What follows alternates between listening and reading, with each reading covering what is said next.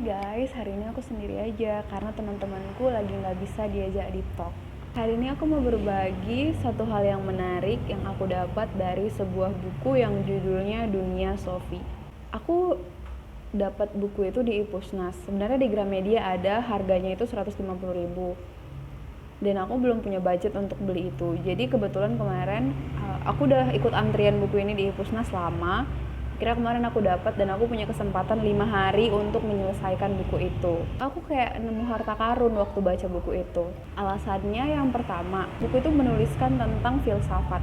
Filsafat itu merupakan dunia yang sama sekali baru untukku. Mungkin aku sering dengar tokoh-tokoh di dalamnya, tapi aku benar-benar nggak tahu kalau itu bicara tentang filsafat. Dan aku sebagai orang yang selalu nggak terlalu tertarik ke filsafat dan mikirnya kayak, apa sih orang-orang filsafat pasti nggak percaya ada Tuhan. Yang punya pikiran sedangkal itu akhirnya terpatahkan waktu baca buku itu. Buku itu benar-benar keren karena buku itu menurutku menyajikan kisah peradaban dari zaman Yunani kuno, dari zaman sekitar 700 tahun sebelum Masehi sampai di zaman kita ini. Dan menurutku hal-hal itu yang menyusun peradaban kita sekarang. Di buku itu dibahas tentang Aristoteles, tentang Socrates, tentang Plato. Banyak tokoh-tokoh filsafat yang quotes-quotesnya mungkin sering kita dengar dan sering kita bikin jadi caption di Instagram kita. Gimana akhirnya pemikiran-pemikiran mereka yang cerdas itu bisa membentuk peradaban sekarang. Di buku ini juga banyak dibahas tentang ilmuwan-ilmuwan yang waktu SMA, yang waktu SMP sering aku baca biografinya di perpustakaan. Kayak dia bahas Galileo Galilei, Newton. Ternyata dulu orang-orang zaman dulu itu pernah berpikir kalau pusat semesta itu bumi gitu. Orang-orang zaman dulu pernah berpikir kalau semua planet, semua bintang-bintang itu mengelilingi bumi. Sampai akhirnya teorinya Newton, semua teori digabungkan dan akhirnya dapat kesimpulan kalau ternyata bumi itu yang mengelilingi matahari. Dinamika aku baca buku itu awalnya aku tertarik waktu dia cerita tentang Socrates, filosof alam, Plato, Aristoteles. Tapi udah di zaman-zaman tengah, mulai zaman abad pertengahan, zaman romantisme, zaman ini aku udah mulai ngantuk-ngantuk gitu karena asli tokohnya tuh sama sekali tokoh yang nggak familiar sama aku. Aku bahkan nggak tahu mereka itu siapa. Tapi menjelang ke akhir-akhir aku tertarik lagi. Jadi video ini akan aku bagi jadi 2 segmen yang akan dipublish minggu ini dan harus tonton videonya. Minimal kalian tahu gambaran-gambaran dari buku ini. Mungkin bab-bab yang menarik di awal akan aku jelaskan di video yang selanjutnya. Aku akan menjelaskan bab-bab yang menarik yang di akhir-akhir yang mungkin bakalan berkaitan dan relate sama kita semua. Dan di buku ini juga dijelaskan tentang asal mula orang-orang bisa mengenal kesehatan mental. Nah, video ini akan khusus membahas itu, bab-bab akhir yang menarik, dan video untuk besok akan membahas tentang bab-bab awal yang menarik. Jadi pastikan kalian menontonnya. Karena aku bisa jamin kalian pasti dapat insight yang baru dan berguna untuk kalian. Sebelum membahas satu bab yang menurutku menarik, aku mau jelasin juga. Di buku ini jelaskan para filsuf itu ada yang mengabaikan indera, mengabaikan perasaan. Mereka terlalu logis dan kritis sampai mengabaikan keberadaan Tuhan gitu. Tapi dari awal sampai akhir buku ini, aku bahkan nggak menemukan alasan untuk aku nggak mempercayai Tuhan. Karena yang aku lihat kayak seorang filsuf buat teori terus dibantah lagi sama filsuf sesudahnya dan begitu terus. Tapi itu berkontribusi sama peradaban gitu. Sekalipun pendapat si A gagal, itu berkontribusi sama pendapat yang lain. Jadi filsuf itu saling melengkapi pendapat-pendapat sampai kira kita bisa ada di zaman ini gitu. Zaman yang keren ini. Dan penting untuk menganalisis pemikiran-pemikiran keren mereka menurut aku. Jadi aku yang juga senang berlogika daripada merasa-rasa, waktu baca buku ini nggak merasakan kalau aku harus meragukan keberadaan Tuhan. Justru sini kayak filsuf-filsuf itu kebanyakan membuktikan nggak ada. So, mereka nggak bisa membuktikan kalau Tuhan itu nggak ada. Gitu.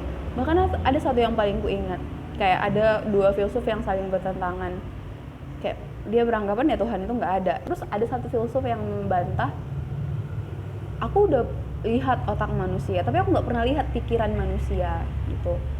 Jadi ya hanya karena kau nggak pernah ngeliat, bukan berarti Tuhan itu nggak ada. Yang mau aku bahas di sini itu yang part bagian si Freud. Jadi Freud itu dilahirkan pada tahun 1856 dan menjalani pendidikan di Universitas Vienna.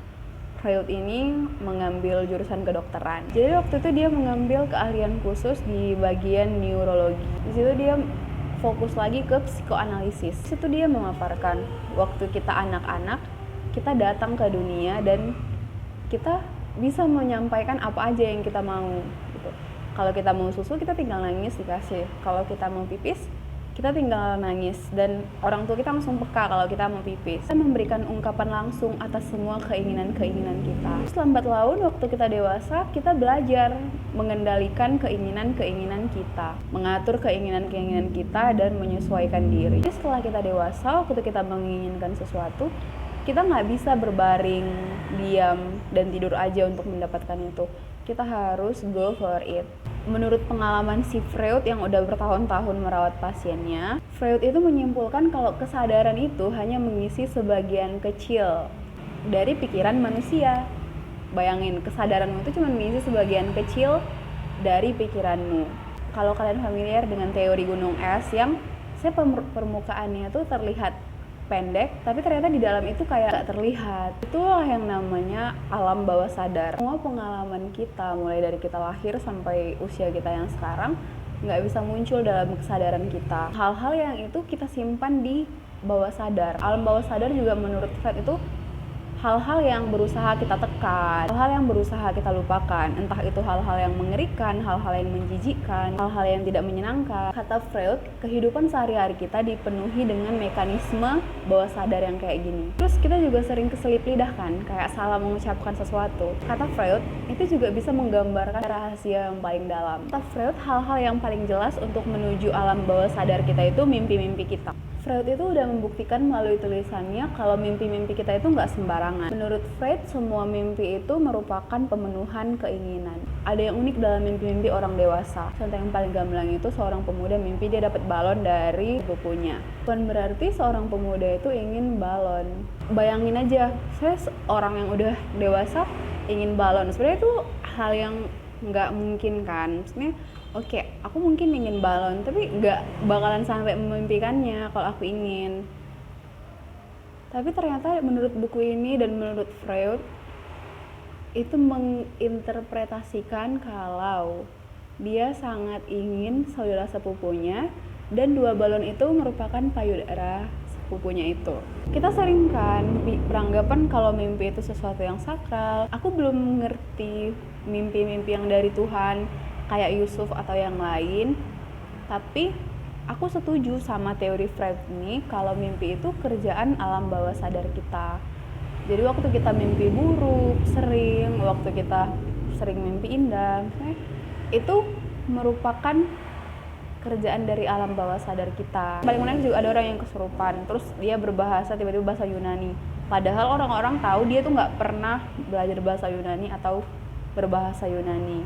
Setelah dianalisis, dia punya pengasuh waktu kecil yang bisa berbahasa Yunani. Kadang kan kayak kita ada keluarga kita yang meninggal, terus kita mimpiin dia gitu kan.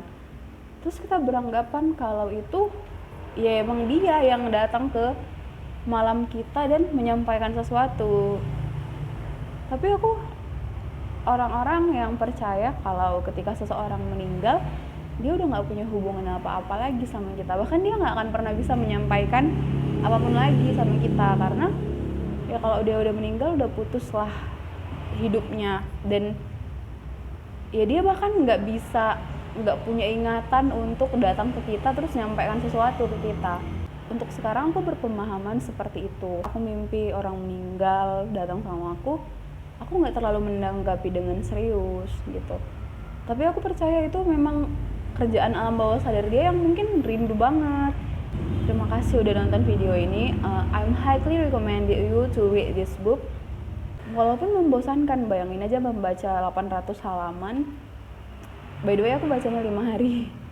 Membaca 800 halaman dan bahasanya berat gitu. Tapi ini keren sih, apalagi untuk kalian yang suka belajar hal-hal baru. Ini bisa menambah list-list hal baru yang akan kalian pelajari. Terima kasih sudah nonton video ini.